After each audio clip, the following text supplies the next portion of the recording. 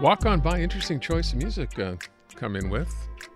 This is a hit now. My daughter listens to this nonstop. Yeah, it's a remix. It is. Oh, it is. I thought it was the original Dionne Warwick. It is. They pulled the little sample of Dionne Warwick at the Burt Bacharach song, but the bigger song, it has a lot of bad words in it. Oh, no kidding. Mm-hmm. Poor It's Dionne really Warwick. good though. No, I think she would approve. Of dirty words in a song? I think. I'm only saying walk on by because our next story is about apparently a lot of Quebecers walking on by Francois Legault. See you later. This is a brand new Leger poll. Look, I think it's probably not hyperbole to say the results are stunning. They are. Is it? They truly are. I would imagine that it was not a whole lot of fun to wake up as Francois Legault this morning and see. So it's a brand new Leger poll, and it asked Quebecers who would make the best premier, and the revealed choice was Paul St-Pierre Plamondon ahead of Francois Legault. Listen, he was on with us, twice in the past month, I'd say. He is very personable. He speaks in a very matter-of-fact way, and he's saying what some Quebecers really want to hear right now. Well, he's a separatist.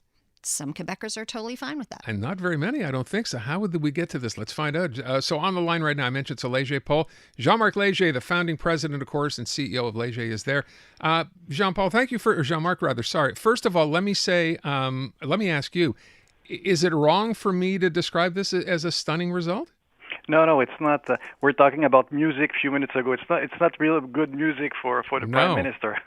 It's certainly not. After dominating public opinion for 5 years, now the CAQ lost ground for the first time, and the fall is brutal. Because when you're losing 8 points in terms of satisfaction and your personal popularity dropped by 6 points, this is not good news.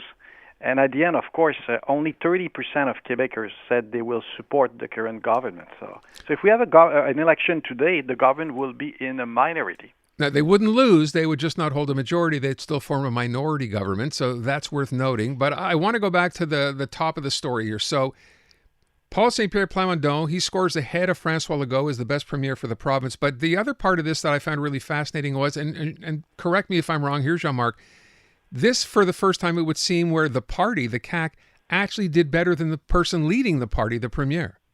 Exactly. That's the first time that his personal popularity is behind the party. And this is a lot of course, at the beginning, people, first they have an opinion on the government. They're really not happy. And the decline began with the rise of inflation, interest rate a few months ago. Okay, but last month it was worse than ever. And so cost of living, cost of housing, cost of food are the main issue. So that's the first element. After that, the voters they really want to find an alternative. And it was difficult for the Québec Solidaire, for the Parti libéral, without a leader, to become the alternative. So, and Paul St-Pierre Plamondon is the new rising star.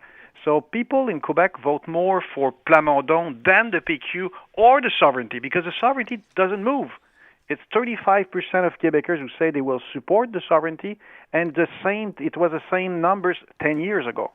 Mr. Leger, how much do you think this has to do with, the timing is everything, right? So fresh off a loss in Jean Talon, people are mad about the third link. Francois Legault flip-flopped on that. Do you think these numbers are going to stick, or do you think this is just a temporary blip? The trend is strong because, he obtained 15% at the election a year ago. Currently, it's 26%. It's 11 points more than what they had a year ago. For the CAQ, it's totally the opposite. So they lost 11 points in a year. So that means we saw the transfer of 11 points from the CAQ to the Parti québécois at this moment. No, this is a real trend. I don't know how far it will go, but it's a serious trend. A year ago, the leader, François Legault, has 44% of popularity. Today it's 23%. His personal popularity as the best prime minister. So it's far.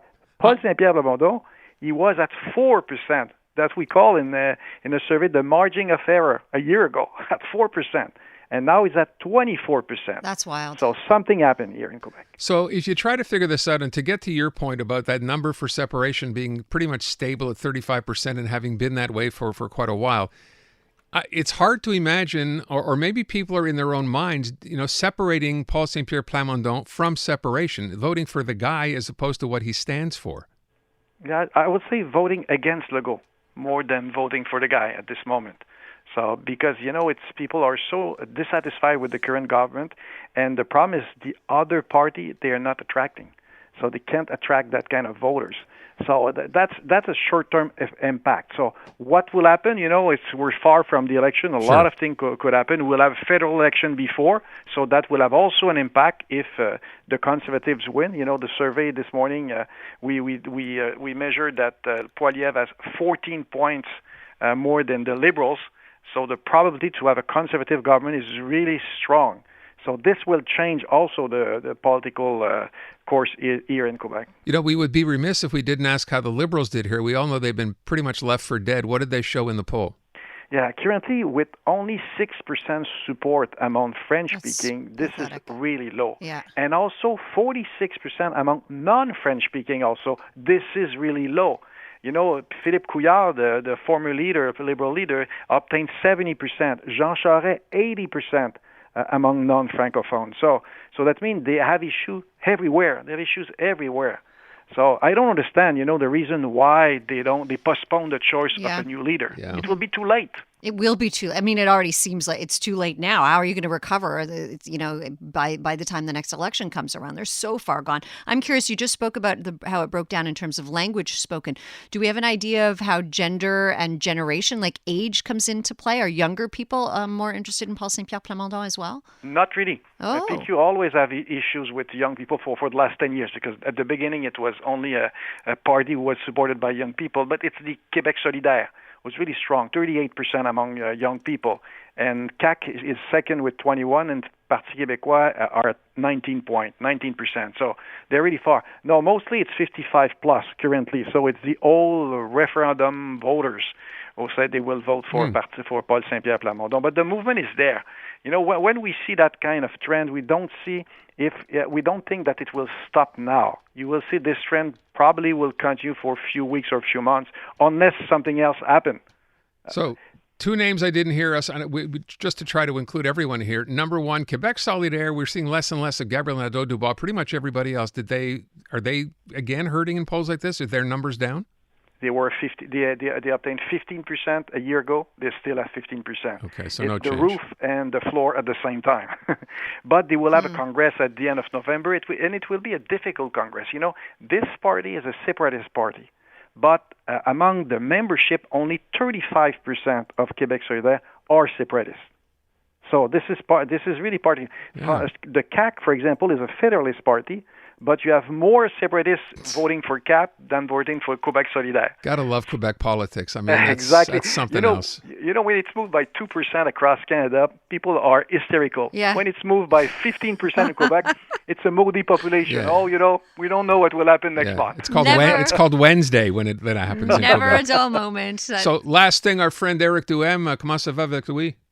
Oh, he's still at 12%, but mostly in Quebec region. So that's the only place he could elect a few voters. So it's not a good moment for him. But the issue is we have 5 parties now in Quebec. So it's more unpredictable. What we could see is the trend is not good.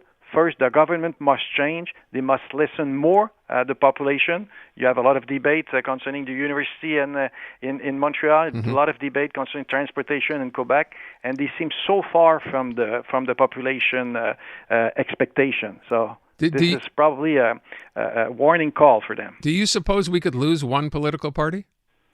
Oh, sooner or later, yes. It's a matter of time. Yeah, imagine if it's the Liberals. Oh, no, I don't think so. It couldn't be. I don't think so. It couldn't be. Okay. Jean-Marc, thank you so much. We always love having you on. We appreciate the time you give us. It's a pleasure. Thank you. Jean-Marc Léger from Léger Marketing, Léger Consulting. The numbers are, as I said, they're stunning. 6% for the Liberals. They literally are dropping off the chart. CAQ loses 4%, and the direct hit, 4% gain by the PQ. It's getting interesting. Again, never a dull moment.